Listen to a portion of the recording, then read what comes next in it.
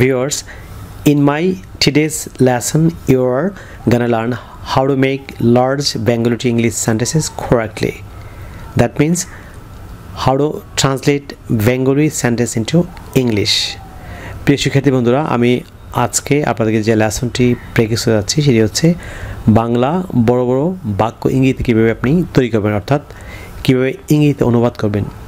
আপনারা অনেকে আমাকে ইনবক্স করেছেন যে আপনারা বাংলাতে ইংরেজিতে অনুবাদ করতে পারেন না, সেই জন্য আমি আজকে আপনাদেরকে বাংলাতে ইংরেজিতে অনুবাদ করার সবচেয়ে সহজ মেথড প্র্যাকটিস করবো। আপনারা যদি শুরু থেকে শেষ পর্যন্ত আজকে এই লেসনটি এনজয় করেন, আমি নিশ্চিত যে আপনারা খুব সহজে বাংলা থেকে বড় বড় ইংরেজি বাক্য আপনি অনুবাদ করতে পারবেন। So let's get started.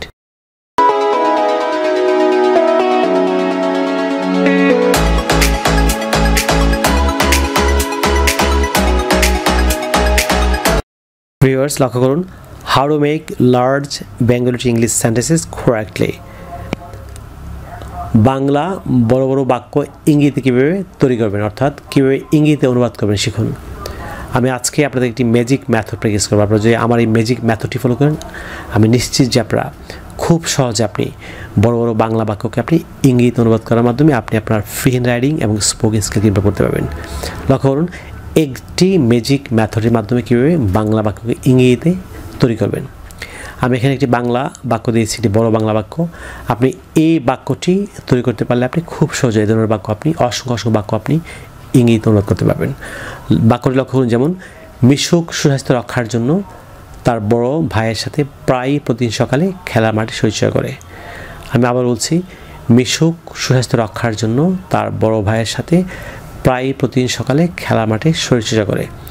আপনি বাক্যটিকে আপনি কীভাবে সাজাবেন, আমি এখানে 1 থেকে 12 পর্যন্ত 12টি মেথড দিয়েছি। আপনি যদি এই মেথডটি ফলো করেন, আপনি যে মেথডটি মুখস্থ করেন, তাহলে আপনি খুব সহজে এই ধরনের অসংখ্য বাক্য ইংরেজিতে অনুবাদ করতে পারবেন।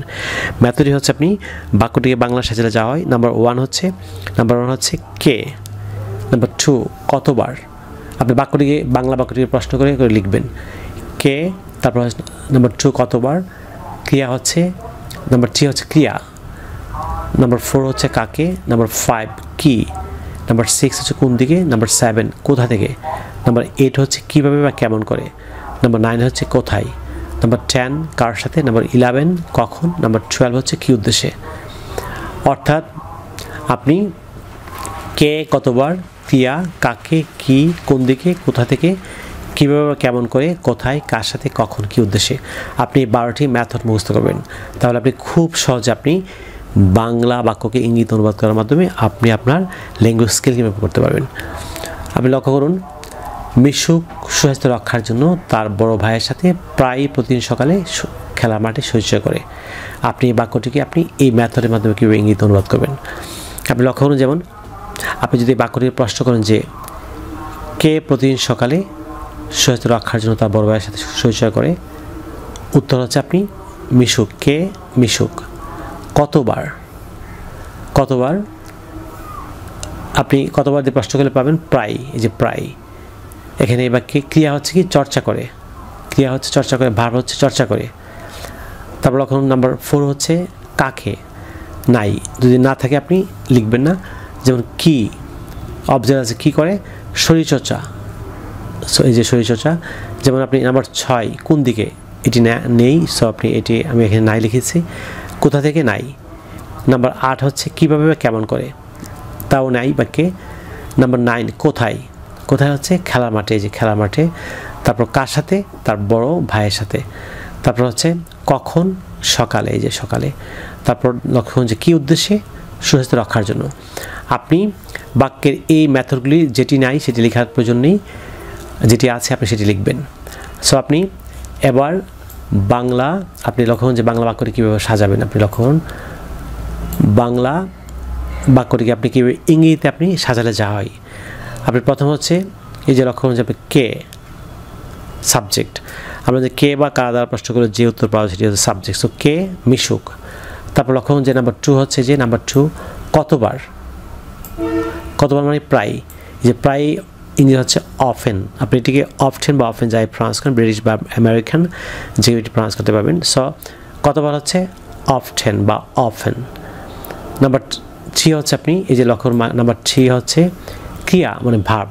ভার্ব হচ্ছে এখানে চর্চা করা, এই যে চর্চা আমরা জানি টেক্স, যেহেতু মিশুক থার্ড পারসন সিঙ্গুলার নাম্বার, বাক্যটি হচ্ছে সিম্পল প্রেজেন্ট টেন্সের বাক্য। লক্ষ্য করুন আমি আবার বলছি যে বাংলা ক্রিয়া শেষে আমরা জানি বাংলা ক্রিয়া শেষে যদি রস্যই অন্তস্থ অ উ অ এ দন্ত উচ্চারিত হয় তাহলে সেটি সিম্পল প্রেজেন্ট টেন্স হয় এবং স্ট্রাকচারটি হয় সাবজেক্ট প্লাস V1 অর্থাৎ ভার্বের present form plus object plus extension.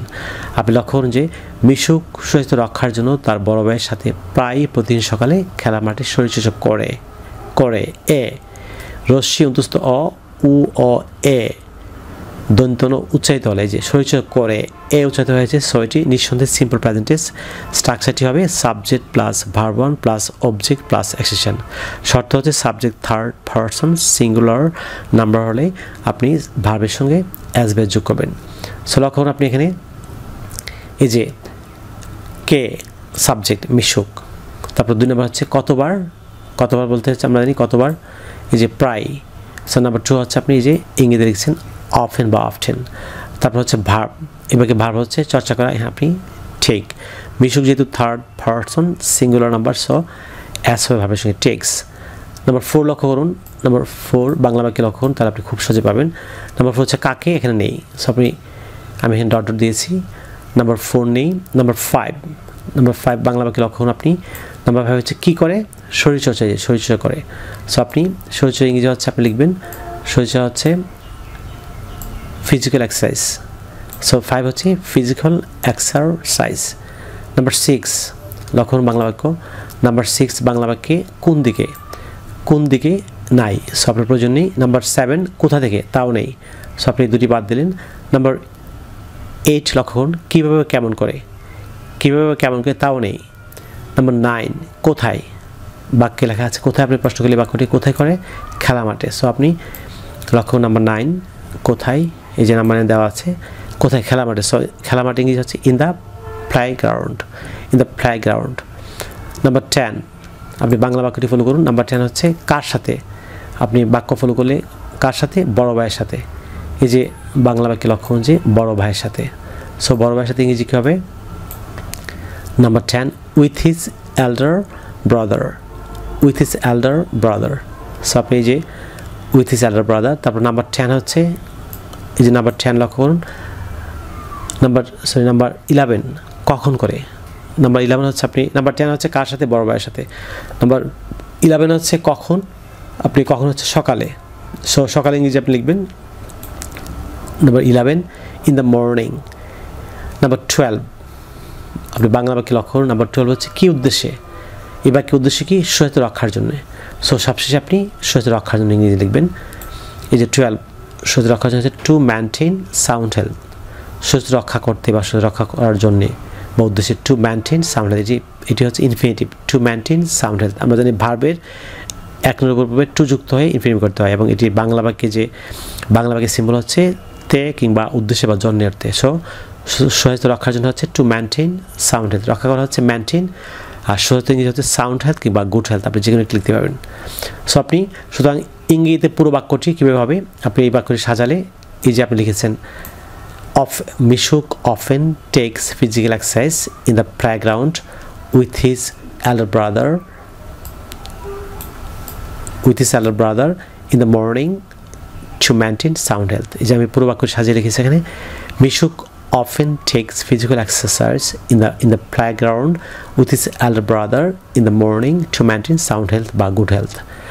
আপনি শুধু 1 থেকে 12 পর্যন্ত আপনি যদি এই মেথডটি ফলো করেন, এই যে 1 থেকে 12 কে কতবার, ক্রিয়া কাকে কি, কোন দিকে কোথা থেকে, কীভাবে কেমন করে, কোথায় কার সাথে কখন কী উদ্দেশ্যে, আপনি একদম ঠিক এই প্রতিটি বাংলা 1 থেকে আপনি 12 পর্যন্ত মুখস্থ করে ফেলবেন, তাহলে আপনি খুব সহজে এই ধরনের বড় বড় বাংলা বাক্যকে আপনি ইংরেজিতে অনুবাদ করার মাধ্যমে আপনি আপনার ফ্রি হ্যান্ড রাইটিং এবং স্পোকেন স্কিল ইমপ্রুভ করতে পারবেন।